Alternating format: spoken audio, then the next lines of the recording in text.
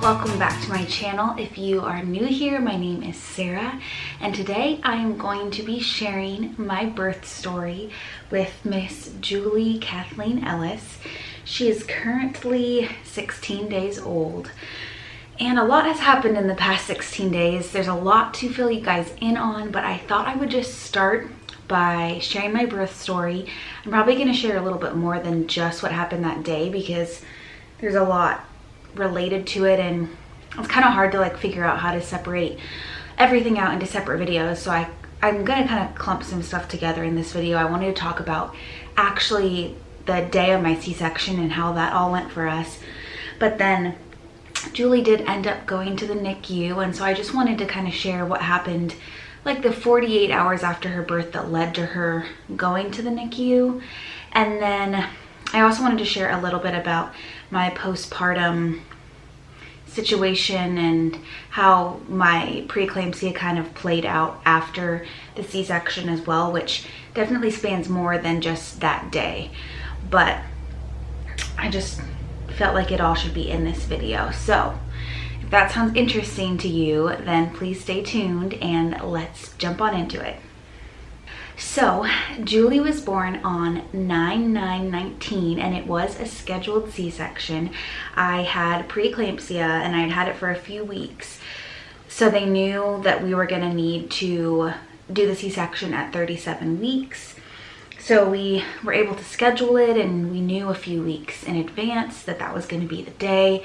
I was a little bit unsure if I was gonna make it that far, because if my blood pressure ever got really bad, or just if anything else just got really bad, my blood work or anything, then we would have to have her sooner than that. But we did make it to the scheduled C-section. So I was 37 weeks and 2 days. So that morning we got there at about 10 a.m. My C-section was scheduled for 12:30 in the afternoon. You cannot have any food or even any water the morning of, so that was a little bit difficult, but in the grand scheme of things, it's not a big deal. It's just in the moment I was very hungry going into it. So we got there and I got my IV. My husband was with me. We were just hanging out in it's like the recovery room that they have you get ready in. So it was the same room that I was going to be in like right after they pulled me out of the C-section. So we were just kind of hanging out in there, getting everything ready and being pretty nervous. But it was just like 2 hours or so that we were in there, just having people come in and tell us what to expect and just making sure that my body was ready, and I got some fluids and all of that. So they wheeled me in just pretty much right on the dot at 12:30, and the spinal went pretty well. They're always a little bit nerve-wracking because there's someone sitting behind you trying to stick a needle in your spine. But in terms of the pain, it's not too bad actually. I feel like the worst part is just like the anticipation, and it's kind of a long process of them to like do like a little bit of a numbing shot at first, and then he's like poking around trying to make sure he gets the most perfect spot. You're like hunched over and having to hold that position, and it's just really scary for me just in that moment because you're waiting for a while, and then when he actually did put it in, they kind of like press hard. It's not a terrible pain, it's just like a lot of pressure and pressing, and you're hoping that they got the right spot. With my first spinal, it seemed like he had a little bit of trouble getting it in the right spot, but this time it wasn't like that. It seemed like once he figured out where he wanted to go, it was pretty straightforward and it was pretty easy. But after that, it's literally seconds until you start going numb from pretty much like your boobs down. And so you lay on the table, they prep everything, just kind of pretty much get everything ready for them to start the incision, which I don't even know everything that they do because I can't see. They put up the little sheet, so I can't really see what's going on, but they're prepping everything. There's multiple people back there. I would say probably 4 or 5 people involved with getting everything ready. And then right as they start cutting, that is when they brought my husband in, and that's what happened last time too. They wait until they're literally like cutting to bring she's smiling at me. Hi, sweetheart. She smiles a lot. They wait until they're actually cutting to bring the husband in. So he came in and he was able to hold my hand, and that actually made me feel a lot better. I was obviously very anxious. They're giving you a lot of different medicine and like pain medicine through your IV. So all of that's going on. I'm not quite sure like where they are in the process of cutting and everything because I can't see. So having my husband come in definitely made me feel a lot more at ease. And then it really is really quick after that. Honestly, the point from when they start cutting to when they bring the baby out is such a short period of time, it feels like.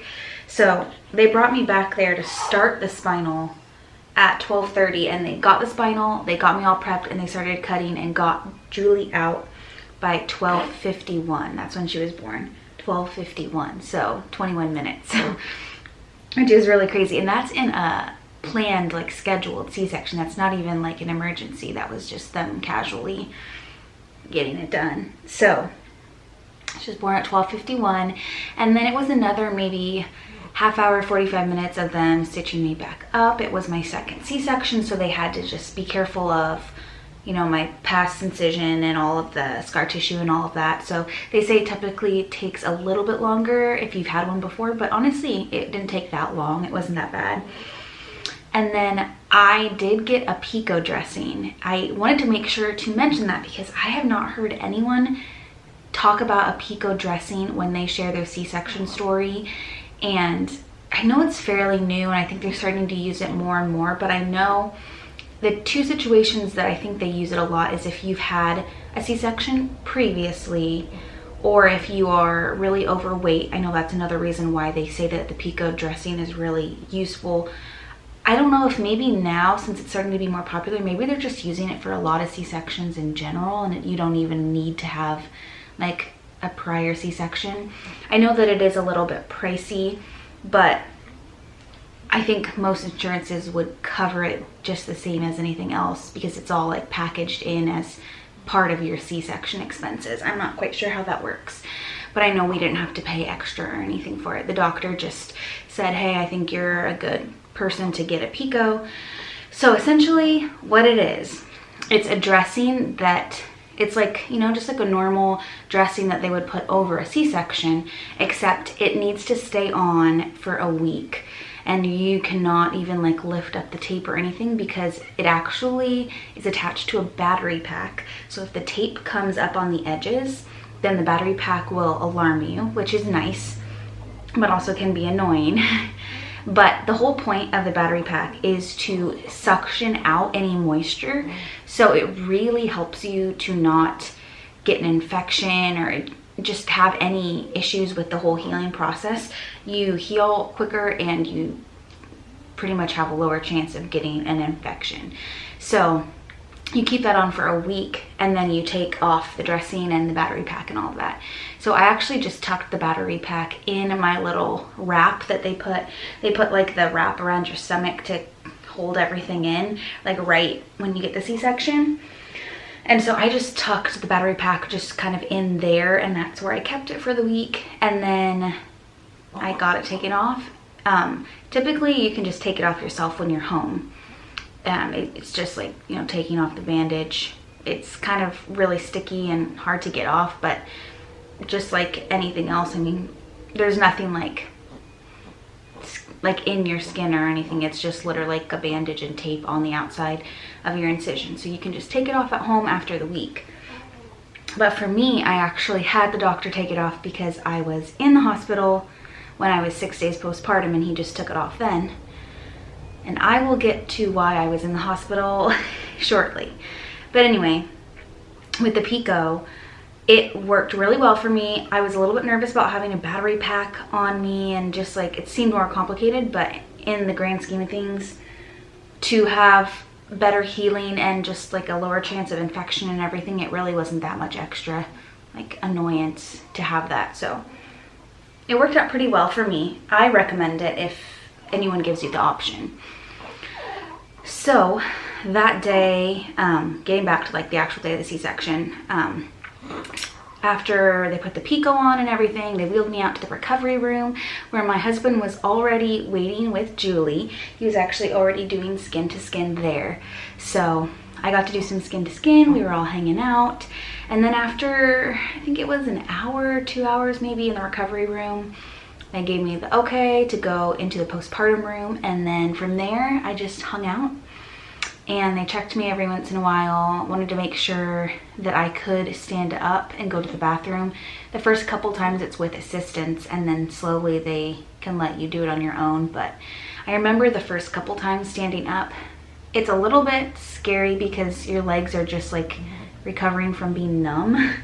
And it actually made me really nauseous. I almost threw up one time from standing up, and I'm not exactly sure what causes that, but it's just a lot for your body to take, I think, at that moment when you're like just recovering from all of that, and then you're trying to stand up and walk. It's just a lot. But after a few times, I was able to start doing it by myself, and I felt a lot better. It just feels so good to get up. Even though it hurts, it's like a nice feeling to be like, okay, I can do it. I can move. I'm not going to just lay here and die. It's just nice to like move your body and just know that you can do it. So that first day was just all about recovering, just literally laying there waiting for my legs to not be numb anymore, practicing going to the bathroom, like just basic things. And then that night, actually, I did not sleep at all. For some reason, I think my body was just so like jacked up from everything that happened, having a new baby and everything, that I just didn't sleep at all, which was probably a really bad decision. But I just couldn't sleep, and I just laid there awake thinking about things and staring at my baby, honestly. So that next day, I was like, okay, I can do more. I feel like, you know, comfortable going to the bathroom by myself. I felt like this is a day where I can actually like be aware of what's going on around me and like enjoy cuddling my newborn and maybe having a few visitors and things like that, you know? So I was excited for that day and just to like start the postpartum recovery and everything. So that afternoon, we took some pictures of Julie. We were all like just cuddling her and enjoying, and then definitely working on breastfeeding because I wanted to breastfeed. And so I was working pretty hard on that. And that's actually when I called a couple nurses in, and they helped me.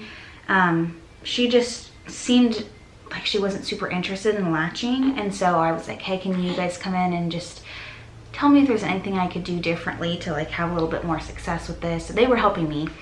And that's when the nurse noticed that Julie was breathing really heavy, and her chest was actually just looked like it was working really hard. And so actually when she was first born, they took her to the nursery just to like check her breathing a little bit because it looked like she was having a little bit of trouble. But then they checked her oxygen and everything, and she looked good. So they gave her back to us. Well, that second day when they noticed it, I think it was a little bit worse, they sent her back to the nursery and they said, we'll just do a check just to make sure. And that's when they noticed that she really did need some help. So they got her hooked up to some oxygen, and they did a chest scan, and they noticed that she had some air outside of her lungs, which I believe is called a pneumothorax. I think that's how you say that. They're like, well, we don't really know how bad it is, so let's hook her up. They hooked her up to 100% oxygen for, it was maybe 12 hours, 15 hours. And they were just gonna see how she looked after that, and maybe that would get rid of it apparently. Apparently sometimes on mild cases that can get rid of that extra air. So they did a scan again, and it looked a little bit bigger after they did the oxygen. So that meant that she really needed more help than they could give her at that nursery, because the hospital I delivered at did not have a NICU. So they did send her to a NICU about 30 minutes from our house. And that was on Wednesday, so it was 2 days. It's okay, sweetheart. That was 2 days after she was born. So that was the day that I was supposed to be discharged from the hospital, and she was supposed to come home with me, but that did not happen. She had to go to the NICU, and I got discharged, and I went with her. My husband came as well, and we went up there and got situated there. And it's very crazy to not leave the hospital with your baby. I never thought that that would happen to me, because I thought if she needed a little bit of help, they can do that at the hospital. I never thought she would need to go to a NICU somewhere else. I never thought anything that crazy would happen, but this was kind of just like a fluke thing. There's not really any reason why she had that air outside of her lungs. They say that sometimes when the baby is just like under stress, or just like maybe they sneeze, I don't know, something could pop and it can let some air out, and there's not really any reason why it happened. It just happens to some babies. And hers was actually pretty large by the time she got to the NICU. So I will probably do a whole separate video on what happened at the NICU and everything with that experience, but she did stay there for 12 days. I don't want to leave you guys hanging thinking like, you know, it ended poorly, because she did recover and she was there for 12 days and got to come home. She's here right now. but I just wanted to share a little piece of that, because that's part of like my C-section birth story and my whole hospital stay, I feel like. So that kind of ended the actual hospital stay from the C-section. So we spent some days at the NICU, and then it was, I think, 3 or 4 days after I got released from the hospital, I had extreme swelling, worse swelling than I had ever had during my pregnancy. It had been getting worse like the couple days I was in the hospital, and then it stayed really bad after I was released for 3 or 4 days. I felt like my blood pressure was high because I had preeclampsia, and typically it is supposed to go down right after you have the baby, but they noticed like the day after that it wasn't going down, so they put me on blood pressure medication. I was still taking it a week later, and I just felt like my blood pressure was still high even with the medication, and my swelling was terrible, and it just didn't seem right to me. So I went into the doctor. That was on Friday, so it was like 4 days postpartum, and I said, I just feel off, like I just feel like I shouldn't be this swollen. And so they took my blood pressure, and it was high. It was like 160/105, which is, it's not like crazy, but it's definitely like at that point where they need to do something. So they sent me back up to labor and delivery, and I had to stay there for 24 hours. I could not see my baby because she was at the NICU at a different hospital. And so they did 24 hours of magnesium, and that greatly decreased my swelling in those 24 hours. They also kept a really close eye on my blood pressure, and it was slowly going down. It was never at like a normal person's level, I guess, but it was going down. It wasn't at that like 160/105. So after the 24 hours, they decided to up my blood pressure medication slightly and send me home, which was like the best news ever, because I just wanted to go be with my baby at the NICU. So since then, I did have one doctor's appointment, and I went in, and it was like 135/85, I think. And so the doctor said, I think you are on the downward slope of this. So they took me off the blood pressure medication, and I think I'm doing pretty good. I have another doctor's appointment tomorrow, so I'll be like 2.5 weeks postpartum. And if everything checks out, then we are good, and I'm off the blood pressure medication. So that was kind of a scary situation. I did not expect to have to deal with that, because not a lot of people have issues with preeclampsia after they have the baby. It's technically called postpartum preeclampsia. It's not very common, but that is technically what I had. So it's a little bit of a crazy journey, a lot of things with Julie and with myself that I did not expect. But that's why, even with a planned C-section, you have to just roll with the punches and just keep telling yourself it's all gonna work out in the end. And I feel like it's all starting to work out now. Finally, it's been a long couple weeks, but things are starting to turn around, and Julie is home now, and everything is going well. She is slowly gaining weight and seems to be pretty healthy. So I wanted to just show you guys like maybe a little close-up of Julie, because I'm sure you would enjoy that. But I think that's gonna be it for this birth story. If you have any other questions about how anything went for me, postpartum, I'll probably do like a C-section postpartum video soon. So if you have any questions for that, leave them in the comments below. But I really appreciate you guys watching this birth story. If you are not subscribed, please consider doing so. Give this video a thumbs up if you enjoyed it, and I'll end it with a little shot of Julie. I'll see you guys in the next one. Bye.